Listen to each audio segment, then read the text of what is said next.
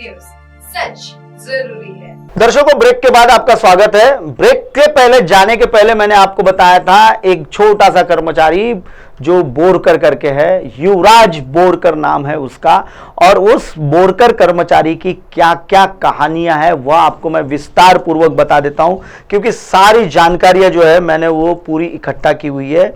गढ़चिरौली जिले के आरमोरी तहसील में कार्यरत पुरवठा निरीक्षक के पद पर यह कर्मचारी काम कर रहा था। गढ़चिरौली के शासकीय गोदाम में, सरकारी अनाज गोदाम में एक निकृष्ट दर्जे के चावल, यानी जो मानव को खाने के अयोग्य चावल थे, उनका 25 अगस्त 2022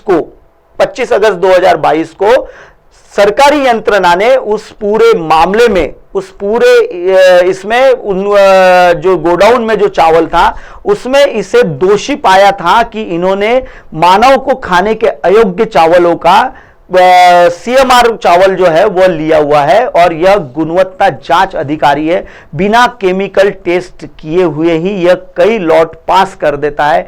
दिन में यह व्यक्ति एक ऐसा व्यक्ति है, युवराज बोरकर, जो एक दिन में 25 से 30 लॉट पास करता है एक गोदाम में। इसके पास 4 गोदामों का चार्ज होता है, तो 100 लॉट यह एक ही जगह बैठ के पास कर देता है। यानी गिनीज ऑफ वर्ल्ड रिकॉर्ड में इस युवराज बोरकर का नाम दर्ज करने लायक जरूर है, क्योंकि यह एक मेहनती और मेहनत करने वाला कर्मचारी है पूरे गढ़चिरौली जिले में, जो कि एक छोटा सा कर्मचारी होता है, तृतीय श्रेणी का कर्मचारी होता है। और यह कर्मचारी जिले में जो चावल है, जो गरीब जनता को राशन के तौर पर दिया जाने वाला रहता है, उसका जांच अधिकारी होता है। यानी जो गरीब जनता है वह भेड़ बकरी का जो चावल है वह खाने को मजबूर होती है इस युवराज बोरकर की वजह से।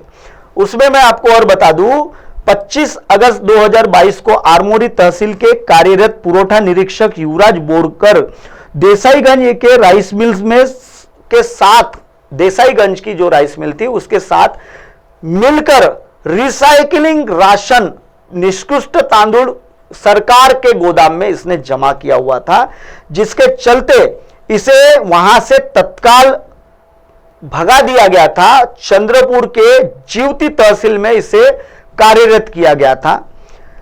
आदेश क्रमांक बता देता हूं मैं आपको, 415/2022, 25 अगस्त 2022 गोदाम व्यवस्थापक म्हणून इसकी तबादला कर दिया गया था। लेकिन उसी दौरान राइस मिलर्स ने राजकीय दबाव लाकर 633/2022 9 नवंबर 2022 को इसे फिर से आरमोरी के गोदाम में इसे वापस लेके आ गए थे। इसे वैद्यकीय, यानी इसे अनफिटनेस के तौर पर सर्टिफिकेट जोड़कर इसे पुरवठा निरीक्षक के तौर पर फिर से बुला लिया गया था। और वह कहां बुलाया गया था उसे, तो वापिस उसे जो आरमोरी है उस जगह उसे बुला लिया गया था। उसके बाद इसको फिर से सीएमआर के इसे जो सरकारी यंत्रणा है उसे एक दिया गया था 0889/2022।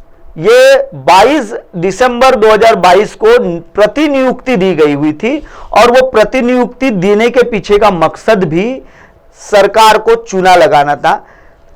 युवराज बोरकर जो है वो हमेशा एक शक के दायरे का कर्मचारी है, और इस शक के दायरे के कर्मचारी को तत्काल निलंबित करने की मांग की गई है।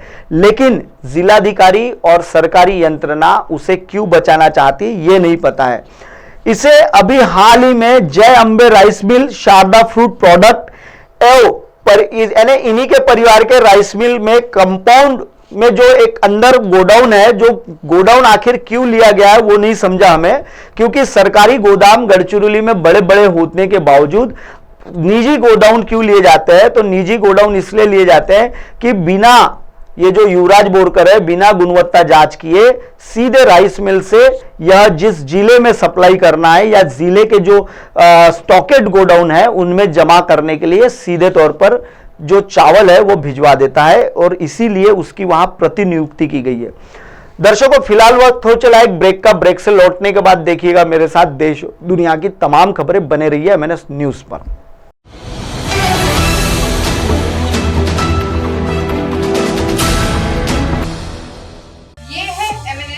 नेटवर्क और आप देख रहे हैं MNS न्यूज।